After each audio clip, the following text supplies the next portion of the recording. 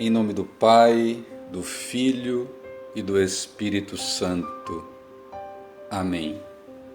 Ó Deus, fonte de todo o bem, atendei ao nosso apelo e fazei-nos, por vossa inspiração, pensar o que é certo e realizá-lo com a vossa ajuda. Por nosso Senhor Jesus Cristo, vosso Filho, na unidade do Espírito Santo. Amém. Santa Maria, Mãe de Deus, rogai por nós. Vamos falar hoje sobre a adoração eucarística, ou seja, adorar Jesus no Santíssimo Sacramento da Eucaristia.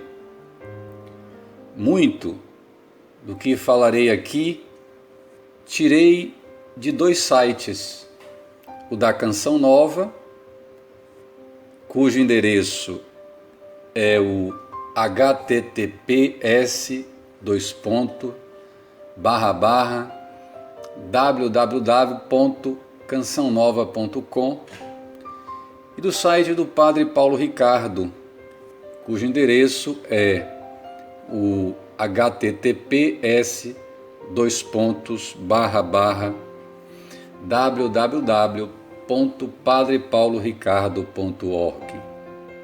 2 sites maravilhosos de formação católica que vocês devem conferir. E, já que estamos falando de adoração eucarística, antes gostaria de fazer uma pergunta. O que significa o ato de ajoelhar-se? Bom, é um ato que tem 2 funções. Uma função é a penitencial e a outra é de adoração.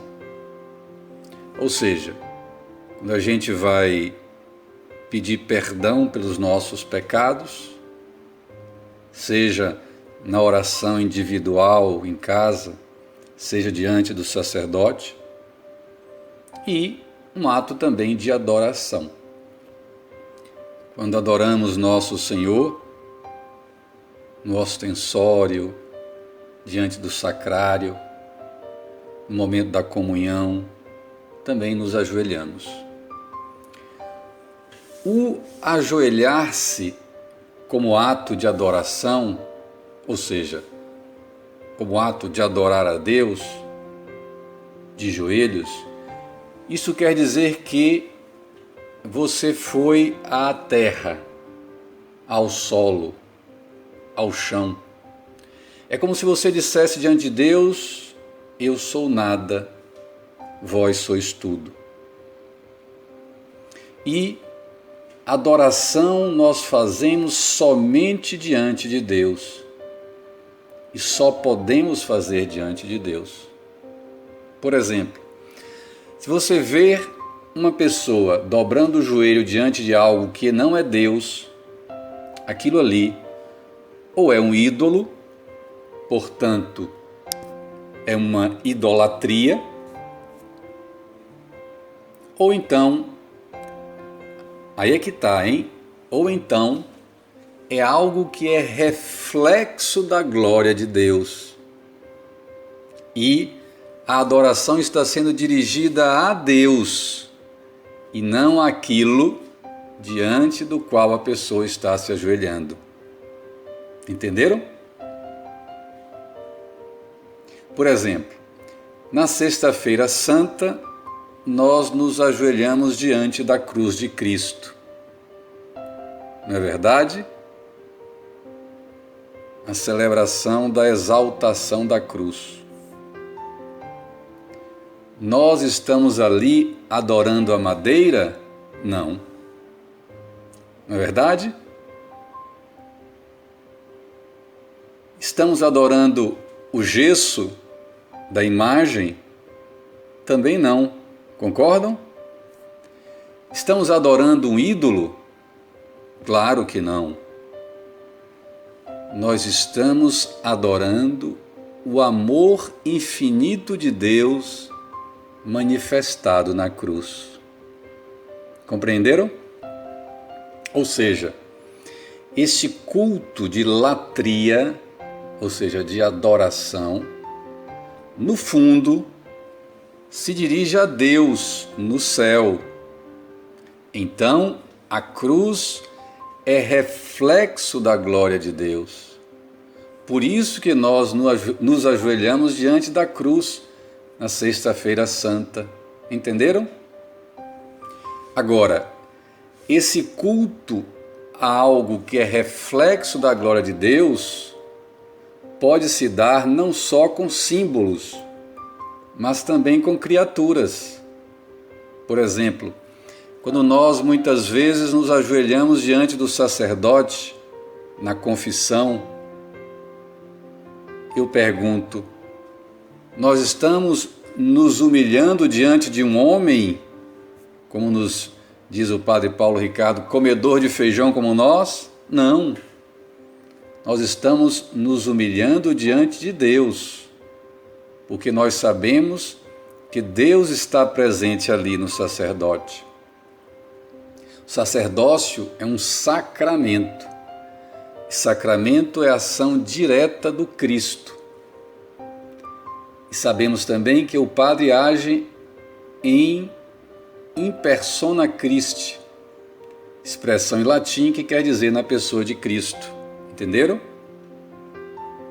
Então, para que fique bem claro para nós, pois isto é uma verdade de fé católica, a adoração somente é devida a Deus, mas esta adoração que só é devida a Deus, ela pode ser dada de forma indireta. E por quê? Porque Deus se reflete em suas criaturas. Mas em última instância, essa adoração é devida a Deus, entenderam? Outro exemplo, quando a gente beija a mão de um sacerdote, de um bispo, que também é sacerdote, os padres pecam e se confessam com outros padres. Até o Papa se confessa. Então, quando beijamos a mão de um sacerdote e pedimos a bênção, nós estamos beijando a mão de um pecador. Mas, porém, contudo, todavia, beijamos porque temos fé de que a mão do sacerdote, aquelas mãos que foram ungidas com óleo na sua ordenação, é sacramento da mão chagada de nosso Senhor Jesus Cristo ressuscitado. Portanto, nós estamos beijando a mão do Cristo. Isso chama-se sacramento. Sacramento, gente, é a ação direta do Cristo. Essa é a nossa fé. No sacramento, quando beijamos a mão de um sacerdote, isto é uma expressão, uma manifestação nossa de fé no sacramento. Agora vamos a outro exemplo. Quando o padre está celebrando a missa e os coroinhas e acólitos fazem uma inclinação diante do padre,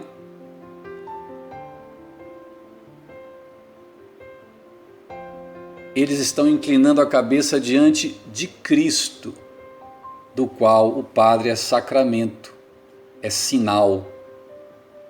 Entenderam? O padre é sinal de Cristo, por mais pecador que seja. O sacerdote, ele é sinal de Cristo. Esta inclinação é uma reverência ao reflexo da glória de Deus que está ali no sacerdote. Um indivíduo que largou tudo para seguir a Jesus no sacramento da ordem. Entenderam? Então, recapitulando, a adoração é devida a Deus, só a Deus. Só que nós católicos cremos que a adoração devida a Deus pode ser dada também indiretamente a símbolos e a criaturas que são reflexos da glória de Deus. Mas o culto de latria, ou seja, de adoração, só deve ser dado a Deus, somente a Deus. Ok?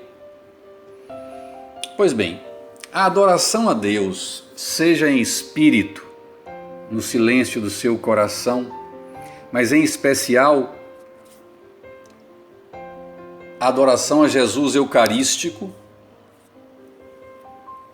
diante do sacrário ou diante do ostensório, bem como na Eucaristia, essa adoração a Deus nos faz crescer como pessoa humana, como ser humano. E é o próprio Jesus que nos convida a adorá-lo, quando disse em Mateus 11, 28, vinde a mim, vós todos que estáis fatigados e sobrecarregados, com o peso dos vossos fardos, e eu vos aliviarei. Jesus não diz que vai tirar nossos fardos, isso é importante, hein? Mas que aliviará. Importante que nós frisemos isso. Que consolação sabermos que na adoração, neste ato devocional tão acessível, gente, nossas igrejas estão abertas, com o sacrário à nossa disposição praticamente todos os dias. Pois bem, neste exercício de piedade, que está ao simples alcance de qualquer um de nós, Deus nos faz melhorar como pessoa. E essa mudança em nós vai acontecendo de forma gradual, sem que a gente perceba. Vejam, no Evangelho da hemorroísa, ou seja, a mulher que padecia de um fluxo de sangue, após ela ter tocado a orla, ou seja, a barra das vestes de Jesus, como nos descreve Marcos, né? Ditado pelo Espírito Santo no capítulo 5, versículo 30, diz assim, Jesus percebeu imediatamente que saíra dele uma força e, voltando-se para o povo, perguntou, quem tocou em minhas vestes? Então, esta força que sai de Jesus, que emana do seu corpo, é também o que nós devemos buscar diante do sacrário, diante do ostensório. Essa força que transforma a gente numa pessoa melhor. Vejam, tem atestação, comprovação bíblica deste poder, essa força que sai do corpo de Jesus. E é bom recordar que na hóstia santa temos não só o corpo de Jesus, mas sangue, alma e divindade de nosso Senhor Jesus Cristo. Evidentemente, escondidas sob a espécie de pão. Tomemos posse dessa maravilha, desse tesouro de graças que nós temos na nossa igreja. Não sei qual a cruz que você está vivendo no hoje de sua vida, mas visite mais, vá mais vezes adorar Jesus no sacrário. Jesus, por amor a nós, Ele quis, pelo sacramento da Eucaristia, ou seja, a sua presença real na hóstia santa, Ele quis, por amor a nós, correr o risco do abandono, correr o risco do esquecimento, da frieza, da indiferença, até por parte daqueles que cuidam das coisas de Deus. Ele se fez prisioneiro dos sacrários por amor a nós. Que maravilha! Quanto amor Jesus tem por nós! Pois bem, muitas vezes nós entramos na igreja e nos esquecemos de reverenciar Jesus no sacrário, nem que seja por um instante. Com que falta de decoro, muitas vezes nos colocamos diante do sacrário, indiferentes à presença de nosso Senhor. mas a adoração, como eu disse, ela vai nos transformando, pois temos no nosso ser as consequências do pecado original. Aquele pecado lá dos nossos primeiros pais, Adão e Eva. E essas consequências em nós é como um defeito de fabricação. Vou fazer uma comparação bastante prática que aprendi num artigo do Padre Jonas. Muitas pessoas, ao comprarem um carro novo, muitas vezes percebem que o carro apresenta um defeito. Não é verdade? E levam o carro à oficina especializada. Quando não tem conserto, defeito, o proprietário acaba devolvendo o carro para a revendedora e recebendo um carro novo. Mas aquele carro que o proprietário devolveu já veio com defeito de fabricação. Então, não é por nossa culpa, nem porque nós dirigimos mal, mas porque o defeito já existia. Então, o pecado original em nós funciona assim também. Não é porque nós queiramos, mas já existe em nós, desde quando nós nascemos. Após o pecado de Adão e Eva, nossos primeiros pais, a partir daí todo ser humano nasce com a humanidade decaída. Assim, como quer dizer, há uma criatura dentro de nós que nos dá trabalho. A palavra de Deus a chama de homem velho, homem no sentido de ser humano, né? Mas isso é uma realidade que serve tanto para o homem como para a mulher. Na verdade, somos nós mesmos, mas aquele lado da gente manchado pelo pecado original. Mas agora vem a beleza. Por graça, ou seja, uma vez agraciados pelo Senhor no batismo,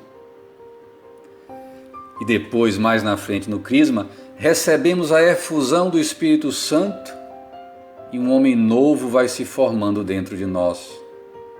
E aí é que está a maravilha, pois estamos neste mundo, entre outras finalidades, para desenvolver este homem novo, este tempo que é chamado tempo da prova, o tempo da igreja. E aí, após a efusão do Espírito Santo no batismo e depois no crisma, uma transformação vai acontecendo em nós. Porém, o homem velho continua a existir. Ele não desaparecerá até a nossa morte. Mas o objetivo desta vida é, na luta espiritual, reservar o mínimo de espaço em nosso interior, nossa alma, para este intruso. E ele nos dá muito trabalho, porque é um defeito de fabricação, um defeito de nascença.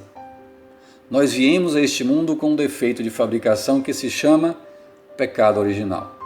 E é justamente por causa desse pecado que, sem desejarmos, involuntariamente, há em nós uma indisposição para adorar nosso Senhor, uma indisposição para amar a Deus e o próximo, uma indisposição para servir a Deus, servir ao próximo, entendeu? É por causa deste defeito de fabricação que nós temos, que é o pecado original, que apesar de sermos libertos deles no batismo, mas as consequências dele permanecem em nossas almas. Então, quem já não passou muitas vezes por aquele desânimo para rezar, para sair de casa e ir à Santa Missa, como também a falta de disposição para ir à adoração do Santíssimo Sacramento, quem não viveu essa aridez espiritual? É justamente por causa das consequências do pecado original em nós, ou seja, é por causa desse sabotador chamado homem velho. Só que infelizmente isso é algo natural que acontece por causa desse defeito de fabricação, vamos dizer assim, que temos, que é o pecado original. Assim, devemos, pois, auxiliados pela graça de Deus, lutar espiritualmente contra este homem velho que habita dentro de nós, e uma das armas que nós temos é a adoração a Jesus Eucarístico. Vejam, Jesus apareceu a Santa Faustina, uma santa polonesa, e disse: adorai o meu coração, que se encontra cheio de misericórdia no Santíssimo Sacramento. Vamos então seguir esta orientação do Mestre, sabendo que a adoração diante dele nos torna mais gente, nos faz mais filhos de Deus e menos criaturas. Nos faz crescer como pessoa e por isso ele, Jesus, nos deu a graça de podermos adorá-lo na Eucaristia. Aproveitemos esta graça. Como disse São João Bosco, se você quiser receber muitas graças, vá muitas vezes ao sacrário. Se você quiser receber poucas graças, vá poucas vezes ao sacrário. Se você não quiser receber graça nenhuma, nunca vá ao sacrário. Estamos chegando ao final de mais um vídeo. Até o próximo episódio, se Deus quiser.